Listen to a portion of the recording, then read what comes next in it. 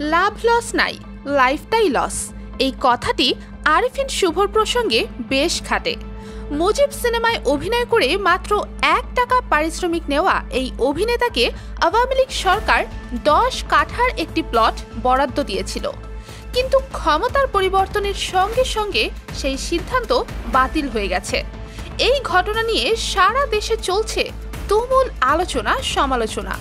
শুভর এই অভিজ্ঞতা সরকারি পৃষ্ঠপোষকতার অস্থিরতা এবং ক্ষমতার রাজনীতির একটি বাস্তব চিত্র তুলে ধরেছে।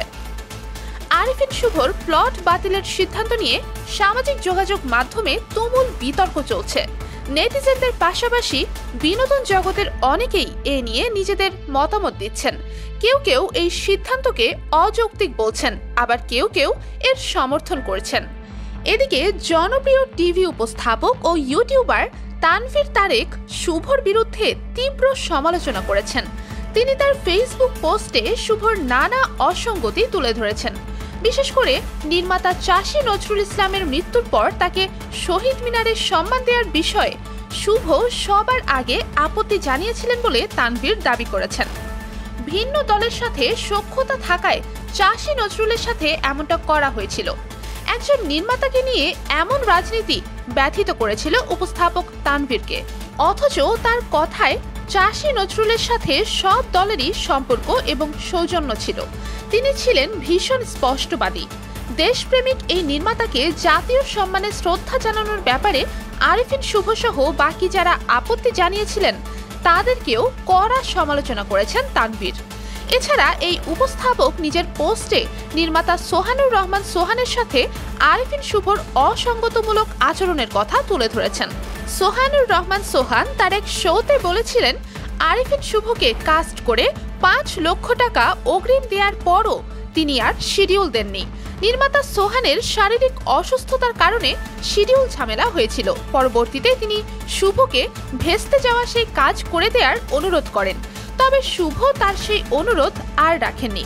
শুভ জবাবে বলেছিল, আপনি অসুস্থ তো আমি কি করব। উপস্থাপক তানভীর তারেকের পোস্টে বিষয়গুলো সামনে এসেছে। শিডিউল ফাঁসানো ছাড়াও সিনিয়রদের সাথে শুভর আচরণ নিয়ে প্রশ্ন তুলেছেন তিনি।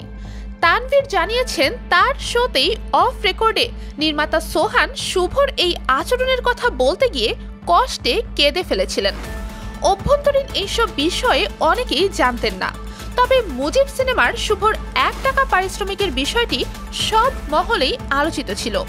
তানভীর তারেক সেই বিষয়েও লিখেছেন, 1 টাকা পারিশ্রমিক নিয়ে আপত্তি না জানালেও সেটি নিয়ে আরিফিন শুভর প্রচারণায় তিনি দুর্নীতি সন্ধি খুঁজে পেয়েছেন। এর মাধ্যমেই শুভ ক্ষমতাশীলদের খুশি করার চেষ্টা করেছিলেন। উঠেছে এমন অভিযোগ। শুভর দেখাদেখি অনেকেই কম পারিশ্রমিকেই অভিনয়ের নজির তৈরি করেছিলেন। এসবের পেছনে বিশেষ মর্ম লুকিয়ে পরোক্ষভাবে এমন ইঙ্গিত দিয়েছেন তানভীর। সর্বশেষ তিনি আরিফিন শুভর স্বতন্ত্রতা এবং নিষ্ঠা নিয়েও প্রশ্ন রাখেন। এদিকে শুভর প্লট বাতিলের সিদ্ধান্ত এবং তার বিরুদ্ধে হওয়া অভিযোগকে অনেকেই অযৌক্তিক দাবি করেছেন। তেমনই একজন হলেন পরিচিত টিভি উপস্থাপক এবং লেখক আব্দুল নূর তুষার। অভিনেতা শুভর পক্ষ নিয়ে তিনি ফেসবুকে একটি পোস্ট দিয়েছেন। 24 বছরের ক্যারিয়ারে শুভ কখনো রাজনীতি করেননি। শিক্ষার্থীদের আন্দোলন দমাতে গোপন হোয়াটসঅ্যাপ গ্রুপে আলো আসবেতেও ছিলেন না। উপস্থাপক তুষার এমন দাবি করেছেন।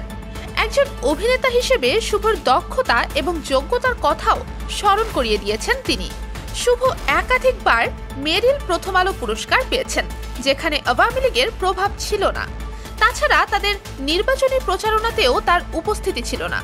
মুজিব সিনেমার পরিচালক শ্যাম বেঙ্গলি বঙ্গবন্ধুর চরিত্রে শুভকে পছন্দ করেছিলেন।